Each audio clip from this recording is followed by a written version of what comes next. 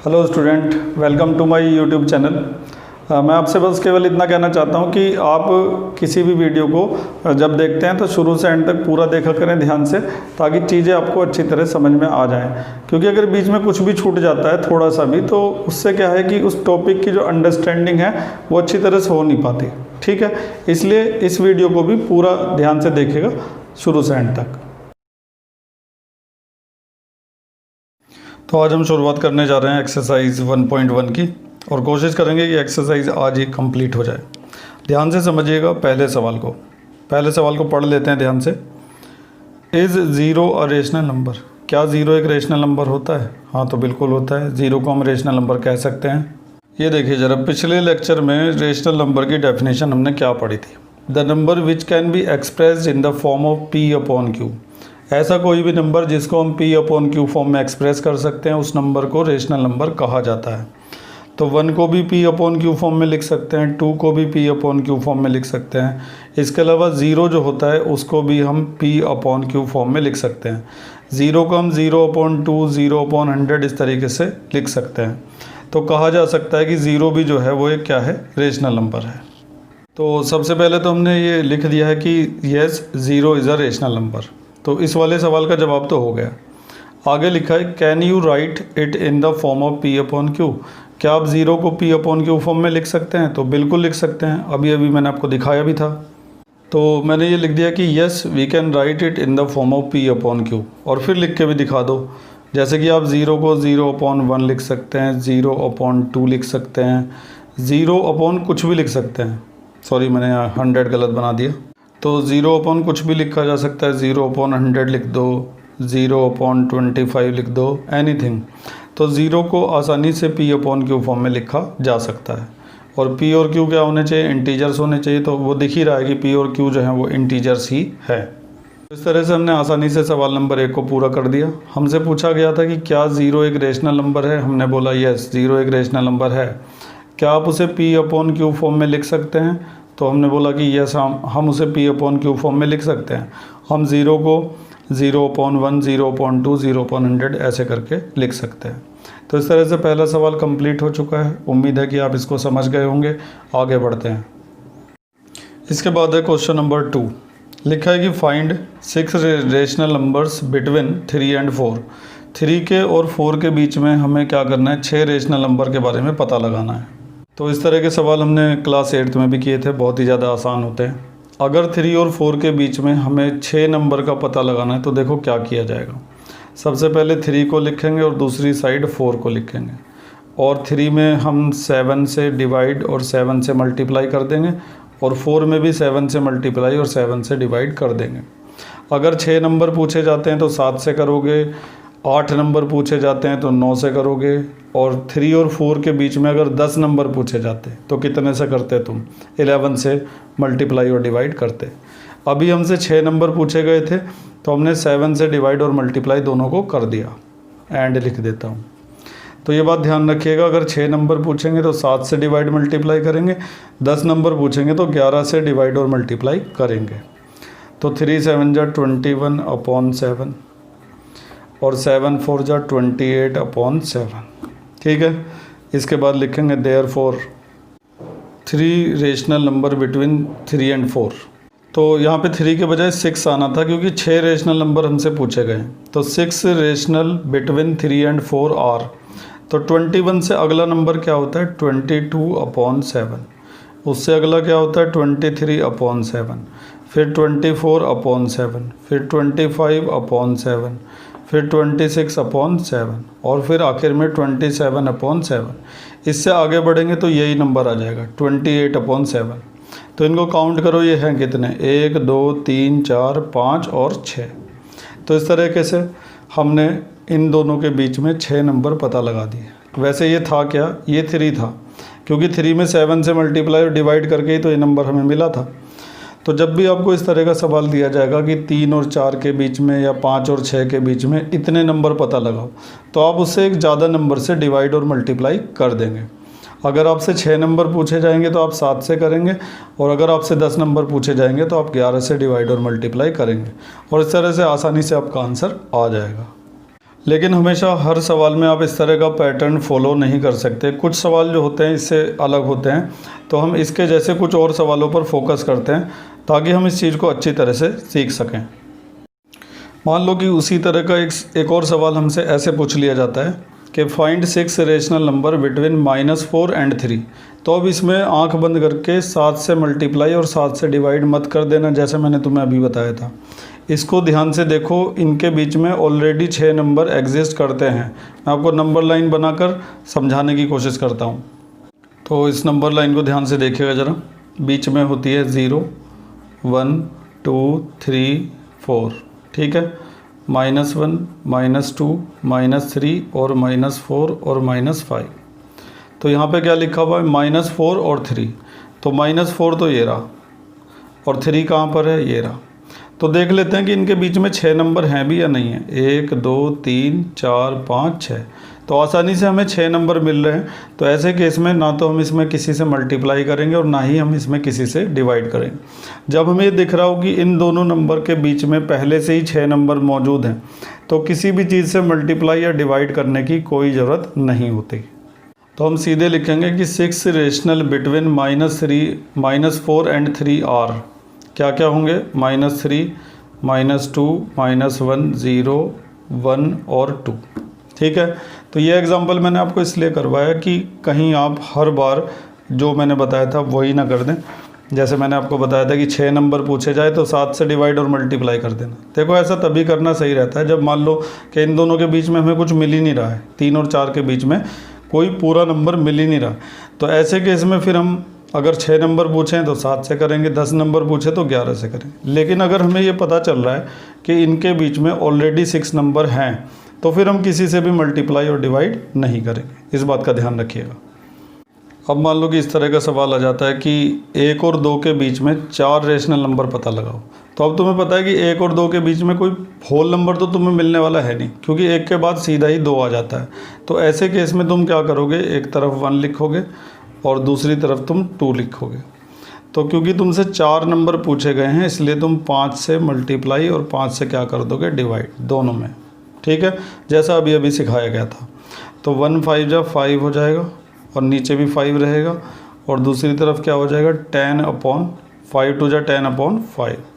अब इनके बीच में हम आसानी से 4 नंबर लिख सकते हैं। 5 के बाद क्या आएगा? 6, 6/5, 7/5, 8/5 और 9/5। तो मैं उनको लिख देता हूँ। तो 5/5 से आगे बढ़ेंगे तो क्या आएगा? 6/5, फिर आएगा 7/5, फिर आएगा 8/5, फिर 9/5 और उसके बाद यही आ जाएगा 10/5। तो ये ध्यान रखिएगा कि आपसे किस तरह से सवाल पूछा जा रहा है, सोच समझ के जवाब दीजिए। अगर आपको लगे कि उनके बीच में इतने नंबर मिल जाएंगे तो फिर किसी से डिवाइड मल्टीप्लाई करने की ज़रूरत नहीं है, सीधे आंसर लिखोगे। और अगर लगे कि उनके बीच में कोई नंबर नहीं है तो फिर इस तरह का प्रोसीजर फॉलो करोगे। 4 नंबर पूछेंगे तो 5 से करना डिवाइड मल्टीप्लाई, 6 नंबर पूछे तो 7 से डिवाइड और मल्टीप्लाई करना। वापस अपनी एक्सरसाइज में चलते हैं। चलिए खैर, इसके बाद क्वेश्चन नंबर 3 है, ये भी उसी टाइप का ही है। Find 5 rational numbers between 3/5 and 4/5। इन दोनों के बीच में हमें कितने नंबर फाइंड करने हैं? 5 रेशनल नंबर फाइंड करने हैं। तो किस तरह से फाइंड करेंगे? ध्यान से देखिएगा। सबसे पहले 3/5 को लिखो और उसके साइड में 4/5 को भी लिख दो। अब क्योंकि तुम्हें 5 नंबर चाहिए इनके बीच में, तो पहली बात तो देखो 3 और 4 के बीच में कोई गैप है ही नहीं, कोई होल नंबर इनके बीच में नहीं आता। तो सीधे आप क्या करेंगे? 6 से मल्टीप्लाई और 6 से कर देंगे डिवाइड दोनों तरफ। क्योंकि आपको 5 नंबर चाहिए थे इसलिए आप 6 से मल्टीप्लाई डिवाइड करेंगे, और अगर आपको 10 नंबर चाहिए होते इनके बीच में तो आप 11 से डिवाइड और मल्टीप्लाई करते। तो अभी क्या आएगा? 3 6 जा 18 और 5 6 जा 30। इसी तरह से उधर क्या आएगा? 24/30। इसके बाद वो स्टेटमेंट लिखेंगे, ऐसे लिख देंगे कि 5 rational number between 3/5 and 4/5 are. तो 18 से आगे जैसे ही बढ़ोगे क्या आएगा? 19/30, 20/30, 21/30, 22/30 और 23/30। 1 2 3 4 5 और 5 ही नंबर हमें चाहिए थे। लेकिन हमेशा इतने आसान सवाल एग्ज़ाम में नहीं आते। एग्ज़ाम में इन सवालों को थोड़ा सा बदल के दिया जाता है, तो उसके लिए आप इसके जैसे कुछ एक्स्ट्रा क्वेश्चन देखिए ताकि आप हर तरह के सवाल को एग्ज़ाम में कर पाएँ। तो अगले पेज पर दिखाता हूँ मैं आपको एक्स्ट्रा क्वेश्चन। तो एक्स्ट्रा क्वेश्चन में सबसे पहला सवाल हमारे सामने लिखा हुआ है। ये सवाल बाकी सवालों से थोड़ा सा अलग है। इसमें लिखा है find a rational number between this and this. इन दोनों के बीच में सिर्फ एक ही नंबर का पता लगाना है। तो देखो, पहली बात तो यह है कि इन दोनों के बीच में कौन सा नंबर होगा हम सीधे सीधे बता नहीं सकते। इन दोनों के बीच में बहुत सारे नंबर हो सकते हैं, इनफाइनाइट नंबर हो सकते हैं। इसको समझने के लिए आप यहाँ पे देखिए ज़रा। जैसे कि आपसे पूछा जाए कि 1 के और 2 के बीच में कितने रेशनल नंबर हैं, तो बहुत सारे हैं। जैसे कि इनके ठीक बीच में तो पड़ेगा 1.5, इससे ठीक पहले क्या पड़ेगा 1.4, इसके बाद क्या पड़ेगा 1.6। इस तरह से 1 और 2 के बीच में इनफाइनाइट नंबर हो सकते हैं। लेकिन अगर हमें एग्जैक्टली बीच का नंबर पता लगाना, 1 और 2 के एग्जैक्टली बीच का नंबर, तो वो नंबर है 1.5। इसी तरह से इन दोनों के एग्जैक्टली बीच का अगर नंबर पता लगाना है तो वो नंबर क्या होगा, उसको आप तरीके को ढंग से सीख लीजिए।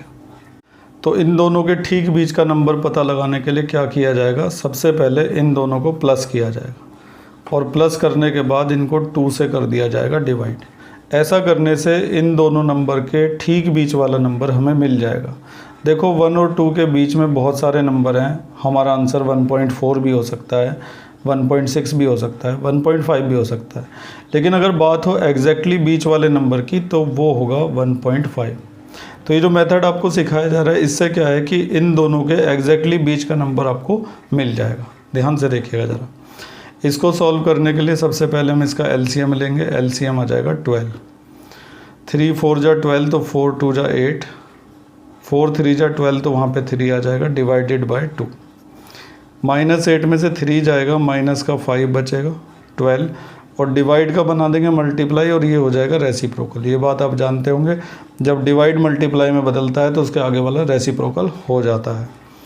माइनस का 5/12 ऐसे ही रहा, बल्कि इसमें मल्टीप्लाई कर देते हैं सीधा ही। तो अभी तो ये स्टेप मैंने ऐसे ही उतार दिया। -5 की इधर करेंगे तो ये आ जाएगा, 12 की 2 में करेंगे तो 24 आ जाएगा। तो ये जो नंबर हमें मिला है, ये नंबर इन दोनों के एग्जैक्टली बीच में होगा।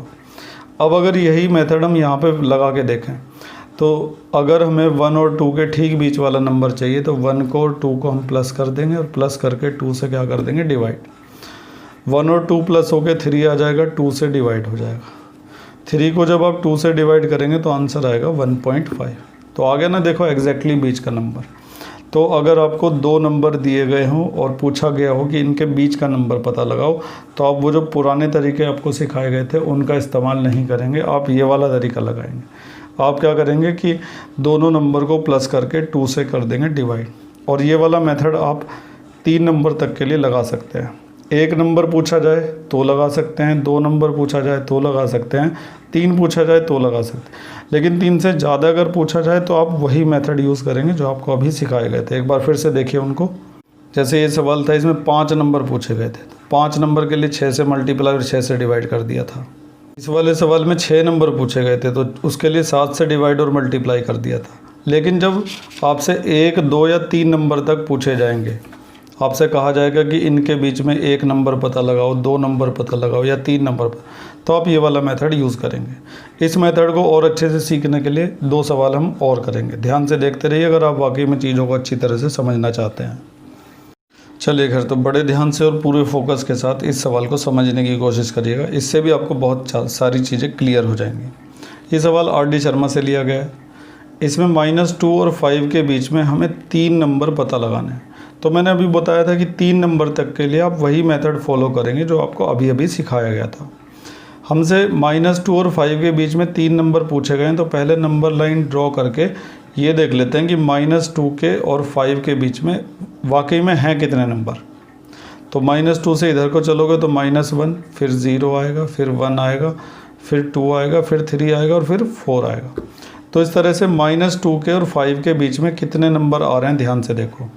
1 2 3 4 5 6 नंबर आ रहे हैं, और हमें क्या चाहिए, 3 नंबर चाहिए।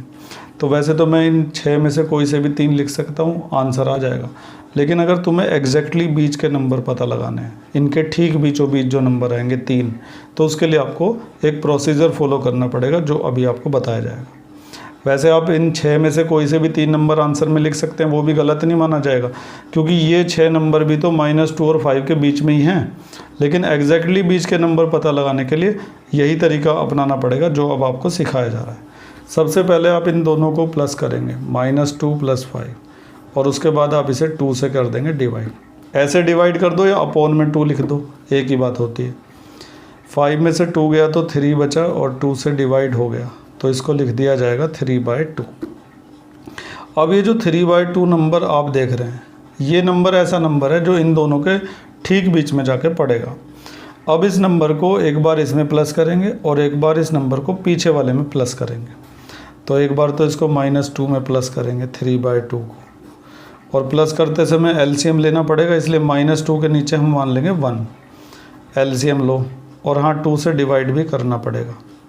इस नंबर को इसमें प्लस किया, ठीक है, और फिर 2 से क्या कर देंगे डिवाइड। इन दोनों का एलसीएम लेंगे ब्रैकेट के अंदर ही, तो 2 एलसीएम आ जाएगा। 2 के 2 में मल्टीप्लाई होकर -4 आएगा, और 3 एज इट इज़, और डिवाइडेड बाय क्या चल रहा है 2। इसके बाद -4 और 3 कितना आ जाएगा, -1/2 और डिवाइडेड बाय 2। इसके बाद डिवाइड मल्टीप्लाई में बदल जाता है, ये बात आप अच्छी तरह से जानते होंगे। अगर ये डिवाइड मल्टीप्लाई में बदलेगा तो ये 2 क्या हो जाएगा, रेसिप्रोकल हो जाएगा, और हमारा आंसर आ जाएगा -1/4। अब इसके बाद ये जो 3/2 था, इसको मैंने पहले वाले में प्लस करके 2 से डिवाइड कर दिया। अब इस नंबर को दूसरे वाले में प्लस करेंगे, ध्यान से देखना। 5 में प्लस किया जाएगा 3/2 को, और फिर 2 से क्या कर दिया जाएगा डिवाइड। फिर से एलसीएम लिया जाएगा, इसके नीचे 1 मान लेंगे, एलसीएम 2 आ जाएगा, 2 5 जा 10, प्लस इधर कितना आ जाएगा 3 डिवाइडेड बाय 2, ठीक है। उसके बाद 10 और 3 कितना हुआ 13 डिवाइडेड बाय 2, और डिवाइड बदल जाएगा मल्टीप्लाई में, और ये हो जाएगा रेसिप्रोकल। ये बात आप 7वीं क्लास से पढ़ते आ रहे हैं। 13 1 जा 13 और 2 2 जा 4। तो ये पूरा कैलकुलेशन करने के बाद जो हमें 3 नंबर मिले हैं, एक ये वाला नंबर, और एक ये वाला नंबर, और एक ये वाला नंबर। ये जो 3 नंबर हमें मिले हैं, ये वही नंबर हैं जो हमें चाहिए थे, और ये तीनों नंबर इनके एग्जैक्टली बीच में पड़ेंगे, मतलब बिल्कुल बीचों बीच में, समझ गए। तो वैसे तो -2 और 5 के बीच में टोटल 6 नंबर हैं। 6 में से कोई से भी हम अपने आंसर में लिख सकते हैं, जैसे कि -1 0 और 1 लिख दिया तो भी सही है, 1 2 और 3 लिख दिया तो भी सही है। लेकिन अगर आपसे कहा जाए कि नंबर चाहिए हमें बिल्कुल बीच वाले, तो आपको ये मेथड फॉलो करना पड़ेगा। ये है स्टैंडर्ड मेथड, और वो जो है वो काम चलाने वाला मेथड है, उसको सही नहीं माना जा सकता, क्योंकि जब बीच में बोला तो एग्जैक्टली बीच के नंबर पता लगाओ। तो एग्जैक्टली बीच के नंबर पता लगाने का ये तरीका होता है। एक बार इसको फिर से समझते हैं। दोनों नंबर को प्लस करो, प्लस करके 2 से डिवाइड कर दो, एक नंबर मिल जाएगा। जब वो नंबर मिलेगा उसको फिर से इस वाले में प्लस करेंगे, पहले वाले में ये प्लस किया, और फिर 2 से क्या कर देंगे डिवाइड। सॉल्व करते हुए एक और नंबर मिल जाएगा। फिर इस नंबर को पीछे वाले में प्लस करेंगे, फिर 2 से डिवाइड करेंगे, एक और नंबर मिल जाएगा। तो इस तरीके से हमें 3 नंबर मिल जाएंगे। तो ये वाला तरीका 3 नंबर तक के लिए हम इस्तेमाल कर सकते हैं, लेकिन जब उससे ज़्यादा की बात होती है तो वही वाला तरीका इस्तेमाल करते हैं कि अगर 10 नंबर पूछ रहे हैं तो 11 से डिवाइड मल्टीप्लाई कर दो, 20 नंबर पूछ रहे हैं तो 21 से डिवाइड और मल्टीप्लाई कर दो। लेकिन 3 नंबर तक के लिए आप यही तरीका फॉलो करेंगे, और यही तरीका RD शर्मा में भी इस्तेमाल किया गया है, और ये तरीका पूरी तरह से सही है। मैं आपको दिखा भी देता हूँ एक बार, ये देखिए, ये RD शर्मा किताब का एग्जाम्पल नंबर 5 है। इनके बीच में हमें 3 नंबर पता लगाने थे, तो दोनों को प्लस किया और प्लस करके 2 से क्या कर दिया डिवाइड। तो ध्यान रखिएगा इस मेथड का। कभी कभी ऐसे सवाल भी आ जाते हैं कि जिन पे यकीन नहीं किया जा सकता, जैसे कि ये सवाल देखिए, insert 100 rational number between this and this. इन दोनों के बीच में 100 रेशनल नंबर पता लगाने हैं, तो देखो कैसे पता लगाएंगे। तो अब क्या है कि कुछ बच्चे इस सवाल को करने के लिए, जैसे कि ये लिखा है -3/13 और दूसरी तरफ लिखा है 9/13। तो मैंने कहा था कि 3 से ज़्यादा के अगर पूछे जाएं तो आप वही वाला मेथड यूज़ करिएगा कि 10 पूछ रहे हैं तो 11 से करो, और 20 पूछ रहे हैं तो 21 से मल्टीप्लाई और डिवाइड करो। अब हम पूछ रहे हैं 100, तो कोई बच्चा मेरी इस बात को ध्यान में रखते हुए 101 से मल्टीप्लाई और डिवाइड इनके अंदर कर सकता है। तो वैसे इसमें कुछ गलत तो है नहीं, चल तो ये भी जाएगा मेथड, लेकिन थोड़ा सा हमें ये दिखाना चाहिए कि हम इंटेलिजेंट हैं। देखिए -3 और 9 जो है दोनों को नंबर लाइन के ऊपर अगर आप लिखें तो -3 और 9 के बीच में कितने नंबर आ सकते हैं, ध्यान दीजिए इस बात पर।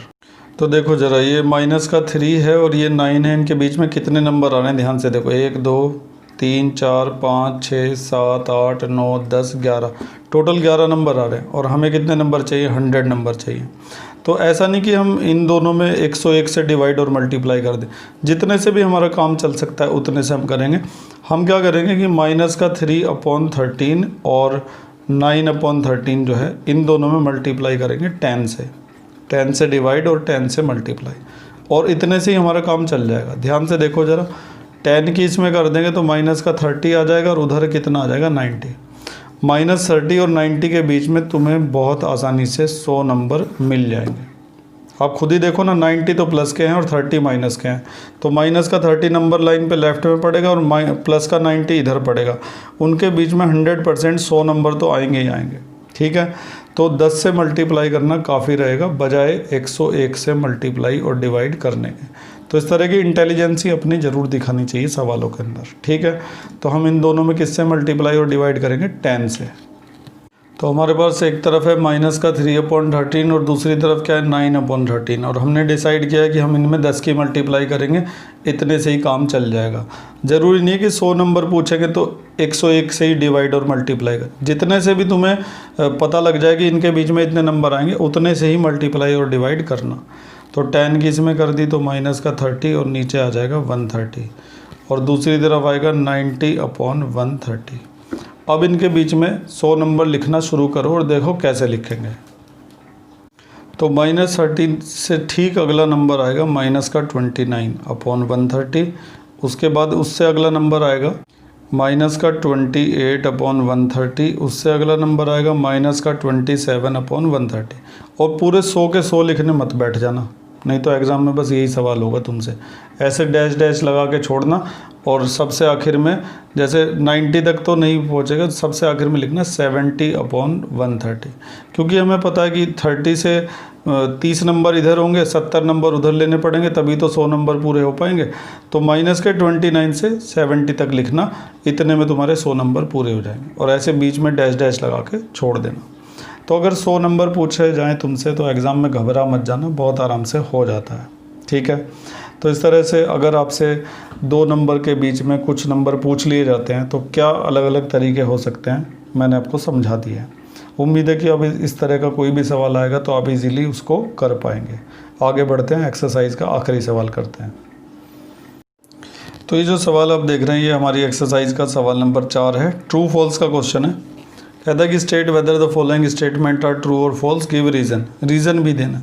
तो ट्रू और फॉल्स को भी अच्छे तरह से दिमाग लगा के करना चाहिए, रटना नहीं चाहिए कभी भी कि ये ट्रू है ये फॉल्स है, ऐसे नहीं।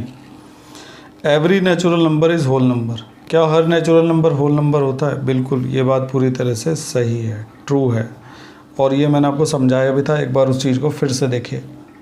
ये देखिए ज़रा, ये आपको पिछले लेक्चर में समझाया गया था कि जितने भी नेचुरल नंबर होते हैं वो सब होल नंबर होते हैं, क्योंकि सारे नेचुरल नंबर होल नंबर के ग्रुप से ही बिलोंग करते हैं। ये सब के सब इसके अंदर आ सकते हैं, लेकिन अगर उल्टा पूछ लिया जाए कि every whole number is a natural number तो गलत हो जाएगा, क्योंकि ज़ीरो उसके अंदर नहीं आता।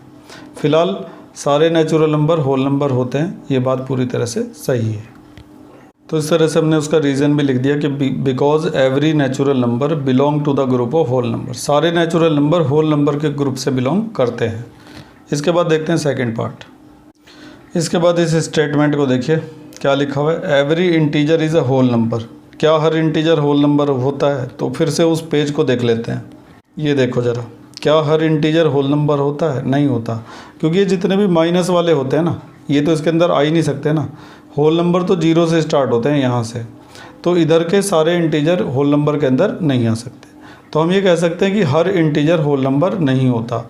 लेकिन अगर उस उल्टा स्टेटमेंट होता कि हर होल नंबर इंटीजर होता है तो पूरी तरह से सही होता, लेकिन फ़िलहाल गलत है।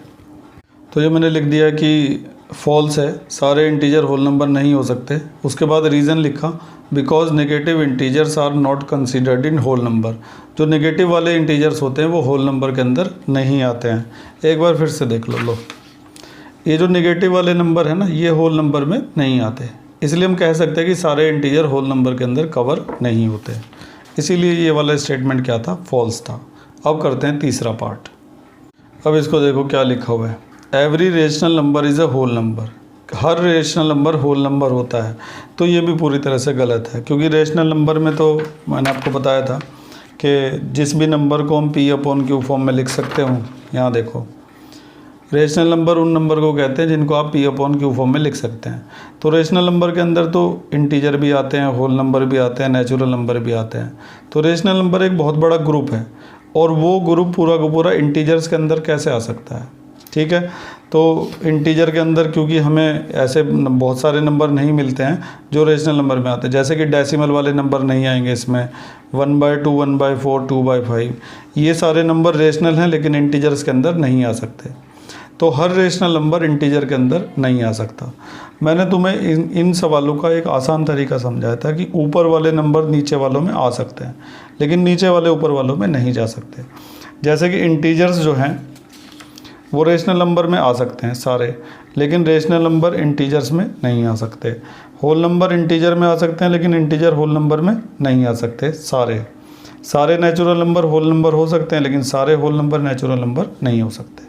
तो बस एक छोटा सा पॉइंट याद रखो कि ऊपर वाले सारे नीचे वालों में आ सकते हैं, लेकिन नीचे वाले सारे ऊपर वालों में नहीं जा सकते। तो इस तरह से आप ट्रू फॉल्स के जवाब आसानी से दे सकते हैं।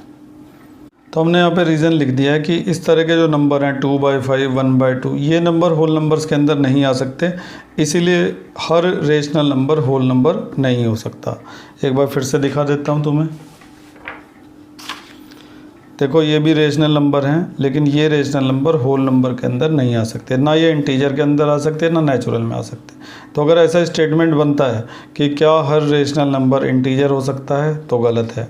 हर रेशनल नंबर होल नंबर हो सकता है, तो गलत है। हर रेशनल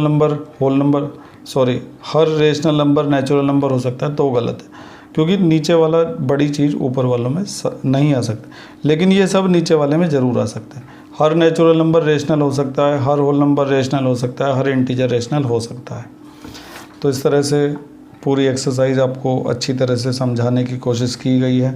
अगर सब समझ में आ गए हो तो वीडियो को लाइक करना बिल्कुल ना भूलें, और जो भी आपके डाउट्स होते हैं मुझे कमेंट्स में लिख सकते हैं या फिर व्हाट्सएप मैसेज भी कर सकते हैं। आज के लिए बस इतना ही, बाकी करेंगे अगली क्लास में। Thank you. उम्मीद है कि सब समझ में आ गया होगा, और अगर कुछ कमी रह गई है तो कमेंट्स में ज़रूर लिखा करें, ताकि अगली वीडियो में उसका सुधार किया जा सके। और कोई प्रॉब्लम भी आती है तो भी आप मुझे कमेंट्स में लिख सकते हैं, या फिर मुझे व्हाट्सएप मैसेज भेज सकते हैं मेरे नंबर पर। डिस्क्रिप्शन में मैंने नंबर दे रखा है, ठीक है। और अगर आपने चैनल सब्सक्राइब नहीं किया हुआ है तो सब्सक्राइब ज़रूर कर लीजिए, ताकि समय समय पर आपको मैथ और साइंस की इसी तरह की इन्फॉर्मेटिव वीडियो मिलती रहे। Thank you.